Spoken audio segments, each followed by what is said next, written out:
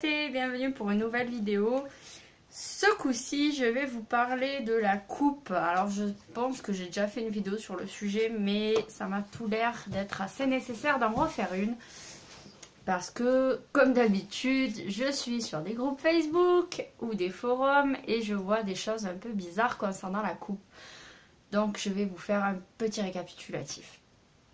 Alors, qu'est-ce que c'est la coupe déjà? La coupe, c'est lorsque vous voulez tirer les cartes, quel que soit le jeu que vous utilisez. Ici, par exemple, j'ai l'oracle G, le tarot Indira, que vous utilisez... On recommence, que vous utilisiez le tarot de Marseille, n'importe quel tarot, on s'en fiche. Vous allez battre d'abord vos cartes et ensuite vous allez les couper. Alors, comme je vous dis, ça marche avec tous les jeux. Les couper, c'est-à-dire que vous allez, une fois que vous avez mélangé et battu, vous allez poser vos cartes sur votre table. Et vous allez couper le jeu n'importe où. Ici, ici, ici, là où ça vous fait plaisir. Vous n'êtes pas obligé de prendre au milieu. Vous coupez là où vous voulez. Et il va se passer un phénomène super étrange. C'est que en coupant, vous allez vous retrouver avec une carte. Oh, une carte. Donc ici, c'est la 60. Et ça va être la première carte de la coupe. La deuxième carte, c'est celle qui va se trouver face contre table, donc c'est-à-dire le dessous du paquet. Ici, c'est de cœur. Et ce que vous allez faire, c'est qu'une fois que vous avez coupé, vous allez donc regarder ces deux cartes et vous allez, si vous avez la mémoire un peu comme moi, un peu défaillante, vous allez les noter si vous voulez sur un papier. Et une fois que c'est fait, vous allez prendre le paquet qui était dessous et le mettre dessus. Et vous avez eu vos cartes de la coupe. Et c'est tout. Et à partir de là, vous allez étaler votre jeu et vous allez commencer le tirage. Pardon, il n'est absolument pas nécessaire, ni utile, ni... voilà, ne sortez pas les cartes du jeu. Je vois plein de gens qui sortent les cartes du jeu. Ça n'a aucun intérêt. Et c'est même complètement déconseillé. À quoi ça sert la coupe? Par exemple, mise en situation. Vous faites un tirage général, donc par exemple le tirage du prénom. Il n'y a pas de domaine en particulier puisque c'est un tirage général. Et peut-être que dans votre jeu, il n'y aura ni les deux cœurs, ni le foyer, ni le travail, ni la justice, ni l'argent, ni la santé. Vous aurez des cartes mineures qui vont vous raconter une histoire. Et bien peut-être que dans la coupe, vous aurez eu une arcane majeure qui va vous donner une indication sur la direction de votre jeu. Si vous n'avez pas de cartes majeures dans votre tirage et qu'elles sont sorties à la coupe, que vous les avez vues, vous les avez pas sorties du jeu, mais vous les avez vues lors de la coupe, vous allez avoir une indication sur le jeu. Donc laissez-les dans le jeu. Et autre chose, c'est que généralement, quand elles sont très importantes, ces cartes, au moment du tirage, elles vont ressortir. Ça arrive souvent quand ça a vraiment une utilité dans votre jeu. En fait, j'ai remarqué ça, c'est que dès le moment où les cartes sortent, c'est que vraiment elles sont prépondérantes, prédominantes dans le tirage. Leur signification est à bien regarder avec attention. C'est vraiment un peu comme dans l'oracle G, la carte avec le point d'exclamation, c'est que vraiment c'est important. Donc voilà, si vous les sortez du jeu, elles ne vont pas revenir du coup et vous ne pouvez pas les avoir dans votre jeu et savoir si elles étaient vraiment importantes ou pas. Donc voilà, les cartes ça se laisse, la coupe ça se laisse. Ça se fait parce que ça va vous donner une indication sur votre tirage, surtout si vous faites un tirage général. Et si vous faites un tirage plus fin, du genre un tirage domaine, et bien pareil, ça va vous donner une indication plus fine, peut-être sur votre caractère au moment des événements, sur un lieu, sur un temps, sur voilà, enfin, ça a souvent une indication qu'il faut quand même pas prendre à la légère quoi, mais bon, c'est pas toujours quelque chose d'extraordinaire. C'est surtout une indication pour vous aider à mieux comprendre le jeu, à mieux l'interpréter.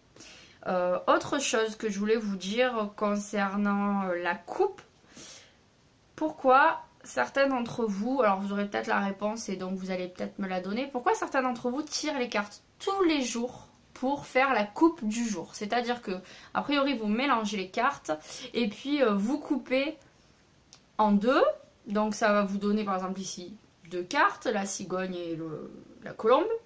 Et puis après, a priori, vous recoupez chaque tas en 2. Donc ici, ça nous donne par exemple la petite fille. Et ici, on va couper là. Ça va nous donner quoi? Le désert. Donc vous avez ça. Et pour vous, ça c'est la coupe du jour. Donc aujourd'hui, il va se passer ça. Alors déjà, expliquez-moi comment vous les lisez. Puisque normalement, la coupe, quand on coupe, on inverse le tas du bas avec le tas du haut. Ça n'a pas un sens de lecture. Donc ici vous les remettez pas une sur l'autre et après vous coupez, donc vous allez lire ça dans quel sens, comme ça, comme ça, comme ça, après comme ça. Je comprends pas très bien en fait le sens de cette coupe du jour avec 2 ou 4 cartes. Et puis qu'est-ce que ça vous apporte en fait? Est-ce que du coup vous vous levez le matin en vous disant je vais regarder la coupe du jour pour voir ce qui va se passer dans ma journée, et du coup si la coupe du jour n'est pas bonne, vous restez chez vous? Ou alors est-ce que toute la journée vous êtes attentif à tout ce qui se passe autour de vous pour voir si ça s'est réalisé? Ou si ça se réalise pas, j'ai vu certains qui pensent que c'est pour dans une semaine, mais si c'est la coupe du jour, c'est censé être dans la journée. Est-ce que vous croyez vraiment que la coupe du jour va vous annoncer des choses vraiment si importante que ça? Je veux dire, ça arrive malheureusement à tout le monde, on est tous voués à mourir un jour, mais est-ce que vous pensez vraiment que dans la coupe du jour, le jeu va vous annoncer que vous allez mourir aujourd'hui? Et quand bien même ça arriverait, même si vous décidez de rester chez vous parce que vous avez peur de ce destin inéluctable, ben ça vous arrivera quand même. Parce que si votre destinée c'est de mourir aujourd'hui, que vous restiez chez vous, que vous alliez dehors, ça arrivera pareil.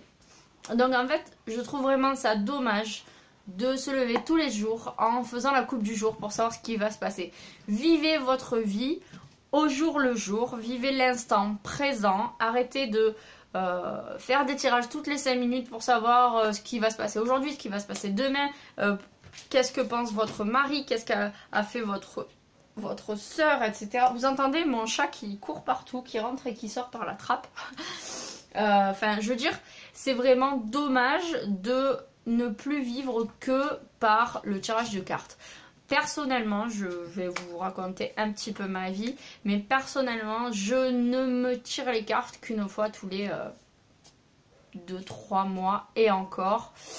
Mon mari, je lui fais les cartes de temps en temps, ou quand, voilà, là ça va faire 6-7 mois que le père de mon mari est décédé de façon très brutale, hein, à l'âge de 57 ans.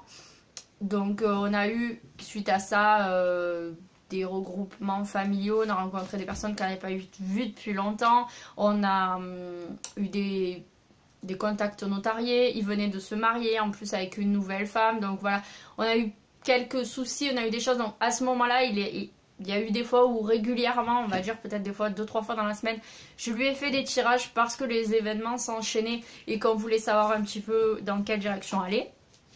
Mais hormis des choses, des événements particuliers de notre vie, je ne fais pas de tirage.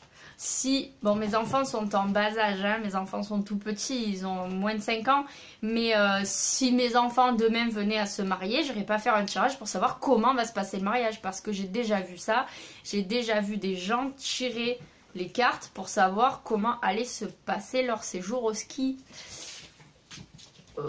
J'ai envie de dire, si vraiment vous avez tellement peur de la vie que ça, à ce point-là, c'est pas méchant ce que je veux dire, mais consultez alors, parce que je pense que ça devient une vraie psychose et vous allez finir par devenir fou, et les cartes malheureusement ne sont pas le bon support. Il faudrait peut-être mieux s'orienter vers un professionnel pour voir où est votre blocage psychologique, en définitive, même un hypnothérapeute peut-être, pourquoi pas, pour voir au plus profond de vous pourquoi vous avez cette peur de même partir simplement un week-end au ski et que ça se passe mal. Pourquoi ça se passerait mal? Là, cette personne visiblement partait au ski avec un couple d'amis, donc c'est qu'elle a choisi de partir au ski, c'est qu'elle a choisi ce couple d'amis, enfin donc pourquoi faire un tirage pour savoir si ça va bien se passer? Si vous avez peur de vous casser une jambe, je veux dire, vous descendez, là il y a du verglas, moi il y a des escaliers pour aller simplement à ma voiture, je peux très bien me casser une jambe en descendant, pas besoin d'aller au ski. Donc vous voyez, Faites les choses avec parcimonie, avec conscience. Maintenant, si vous faites des tirages réguliers pour vous entraîner, c'est un peu différent. Voilà, ne les faites pas sur vous, faites-les plutôt à d'autres personnes, ce sera mieux. Et puis des personnes que vous connaissez qui peuvent vous donner un retour sur les tirages. Donc voilà, j'espère que vous aurez compris un peu l'intérêt de la coupe et encore une fois les dangers éventuels de faire les cartes trop souvent. Voilà, je vous fais de gros bisous et puis je vous dis à très bientôt. N'hésitez pas à me suivre sur les réseaux sociaux et sur Snapchat.